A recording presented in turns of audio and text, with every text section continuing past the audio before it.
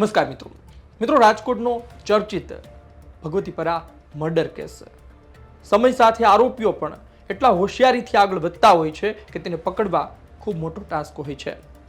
જ્યારે લાશ મળી મહિલાની ત્યારે સવાલ હતો કે તેની હત્યા કોણે કરી અને એના પતિએ પણ ખૂબ સુફિયાની વાતો કરી હતી, પરંતુ હવે આરોપી પકડાઈ ચૂક્યો છે અને ખુદ તેનો પતિ જ નીકળ્યો છે। પહેલા સાંભળો પોલીસે શું કહ્યું। ગત રવિવારે સવારે બી ડિવિઝન પોલીસ સ્ટેશનના વેલનાથપરા વિસ્તારમાં એક યુવતીની મૃતદેહ મળી આવી હતી।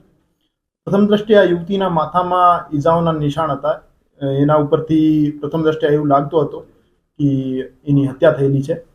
માનનીય સીપી સર બ્રજેશકુમાર જાસર અને additional CP sir Mahendra Bagadiya sir દ્વારા ગુનાની ગંભીરતા સમજી ક્રાઇમ બ્રાન્ચની અને લોકલ પોલીસની અલગ અલગ ટીમો બનાવવામાં આવેલ હતી। આ તપાસના કામે મનોજ દામોર સાહેબ, પીઆઈ શ્રી જાદવ સાહેબ અને પીઆઈ શ્રી ગોંડલિયા સાહેબની ટીમોને ટેકનિકલ અને હ્યુમન સોર્સના આધારે હકીકત મળી કે એ જે યુવતી છે, યુવતીના પતિ હિતેશભાઈ છે, એમના દ્વારા જ એમની હત્યા કરવામાં આવેલ છે। બનાવનું કારણ પૂછપરછ દરમિયાન એવું સામે આવેલ છે કે સ્નેહાબેનના લગ્નના તરત જ પછી એમના વચ્ચે બંને વચ્ચે અમુક વસ્તુઓને નાની નાની બાબતોને લઈને માથાકૂટ ચાલતી હતી અને હિતેશભાઈ એના ઘરકંકાસથી કંટાળી ગયા હતા અને સ્નેહાબેન નાની નાની વાત ઉપર એના ઉપર શંકા કરતા હતા। વારંવાર એમને વિડીયો કોલ કરતા હતા અને એને લોકેશન બાબતે પૂછતા હતા અને પોતાના સાસુ સસરા બાબતે ગાળી ગલોચ કરતા હતા। આ બધી વસ્તુઓથી કંટાળીને હિતેશભાઈ તે દિવસે એમને બહાર જમવાનું લઈ જઈ એવું કહીને સ્કૂટી ઉપર બેસાડી બનાવવાળી જગ્યા ઉપર લઈ ગયા હતા અને એના માથામાં લોહાનો એક લોખંડનો સળિયો મારીને એમની મૃત્યુ નિપજાવેલ હતી। એના માથા ઉપર 3 ઘાવ હતા, એક નાક ઉપર, એક કાન ઉપર અને એક માથાના પાછળના ભાગે। એના કારણે એનું મૃત્યુ નિપજેલ।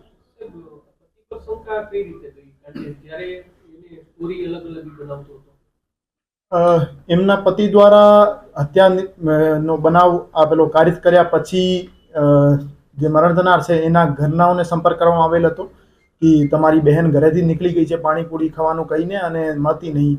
તો એના પછી આખી રાત એમના સાથે મળીને શોધખોળ પણ કરવામાં આવેલ હતી અને જે એમના પતિ છે એમની સ્કૂટી ઉપર બ્લડના દાગા મળી આવેલ હતા અને એમના કપડા પર હ્યુમન બ્લડના દાગાઓ મળી આવેલ હતા। એના કારણે પ્રથમ દ્રષ્ટિએ એના ઉપર શંકા ગઈ અને પછી પૂછપરછ દરમિયાન એમના દ્વારા કબૂલ કરવામાં આવેલ હતું કે એમના દ્વારા જ આ હત્યા કારિત કરવામાં આવેલ છે। 3 વર્ષનો લગ્નગાળો છે અને લગ્નગાળાના શરૂઆતથી જ એમના વચ્ચે નાની નાની બાતોને લઈને બંદૂક ચાલતો હતો। સર, આરોપી દ્વારા સમગ્ર પ્લાનિંગ કરવામાં આવ્યું। મોબાઈલ છે આ બેન ઘરે મૂકીને ગયા હતા, પછી આખી મનગળત સ્ટોરી કરેલી હતી।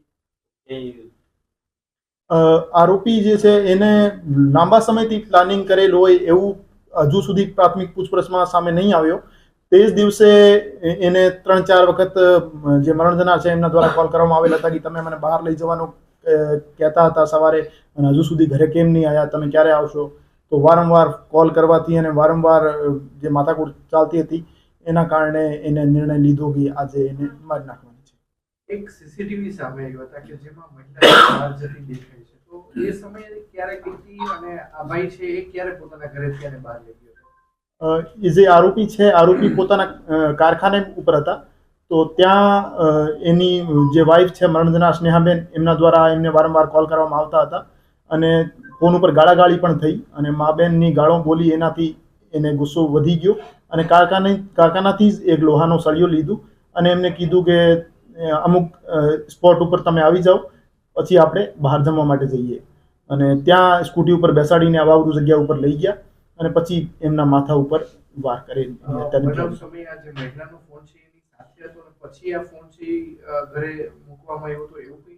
ફોન જે મરણ થનારનો છે એ ડિસ્ચાર્જ હતો, એના કારણે મરણ થનાર ફોન ઘરે જ મૂકીને આવ્યા હતા અને 7:45ની આજુબાજુ ઘરેથી મરણ થનાર નીકળે છે કેમ કે એમના હસબન્ડે એમને બોલાવ્યા હતા અને 8:15 થી 8:30 વચ્ચે આ બનાવનો સમય છે। આ બનાવ સમયે જે 2 વર્ષનું બાળક હતું એ કઈ જગ્યાએ હતું? પત્ની મૂકીને આવી હતી કે પતિ મૂકીને આવી ગયો? એ બનાવની વખતે એ જે બાળક હતો એમનો 2 વર્ષનો એ આરોપી જે છે આરોપીના માતા પિતા પાસે હતો અને એ એમનો રૂટીન કોર્સમાં એમને મૂકીને આવ્યા હતા। એની પત્ની જે છે બાળકનું ધ્યાન નહોતી રાખતી, એટલે રેગ્યુલરલી એને જે હસબન્ડ છે આરોપી છે એ પોતાના માતા પિતા પાસે જ રાખતા હતા. સવારે મૂકીને આવે ને સાંજે લઈ આવે. ગુનાના કામ આપણે શું કબજે હાલ કરેલું? હજુ સુધી ડિસ્કવરી પંચનામા ક્રાઇમ બ્રાન્ચ દ્વારા કરવામાં આવેલ નથી. એ લોકલ પોલીસ સ્ટેશન દ્વારા જે આઈઓ છે એમના દ્વારા કરવામાં આવશે. પોલીસે શું વાત કરી? અતિ મહત્વની બાબત છે કે થોડા સમય પહેલા જે પકડાયો છે એ આરોપી પોતે એ બાબતે વાત કરી રહ્યો હતો. એટલે કે મૃતક મહિલાનો પતિ વાત કરી રહ્યો હતો કે મારી પત્ની સાથે આવું બન્યું છે. કેવું હોય છે કે આરોપીઓ જે તે સમયે હત્યા કરી દેતા હોય છે, પછી મીડિયા સામે આવે કે અન્ય સગા સંબંધીઓ સામે આવે, ખૂબ ભોળા થઈને રજૂ થતા હોય છે, કોઈ પકડી પણ ના શકે. પરંતુ પોલીસ તો પોલીસ છે, નક્કી કરે તો કોઈને પણ પકડી શકે, ન પકડવા હોય તો વર્ષો સુધી ન પકડે. ખેર, સાંભળો કે એના પતિએ એટલે કે આરોપીએ થોડા દિવસ પહેલા શું કહ્યું હતું. શું નામ તમારું? હિતેશ. આ જે મૃતક છે આ તમને શું છે? અમારા પત્ની છે.